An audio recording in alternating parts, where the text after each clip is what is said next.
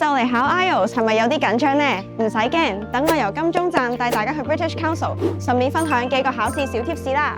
認住 C1出口，然後喺右手邊扶手電梯先上金鐘廊。第一樣要提大家嘅就係出門口之前，記得要檢查有冇帶齊身份證明文件，帶錯或者冇帶正確嘅登記文件係冇得考試㗎。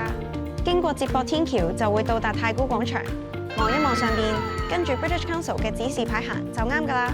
呢個商場一應俱全，放 break 嘅時候可以嚟呢度買杯咖啡休息下㗎。上埋呢條咁長嘅扶手電梯就差唔多到啦。大家最少要提前30分鐘去到市場，預留時間去洗手間同埋做登記手續。遲到1分鐘都真係冇得考㗎。望下嗰棟外形獨特嘅建築物就係 British Council 啦。俾多個小貼士大家，紙同筆 British Council 都會有提供嘅。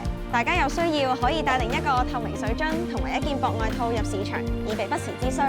補水同保暖都好緊要㗎。大約5分鐘路程就會到㗎啦，希望你哋都可以考試順利攞到高分啦！加油！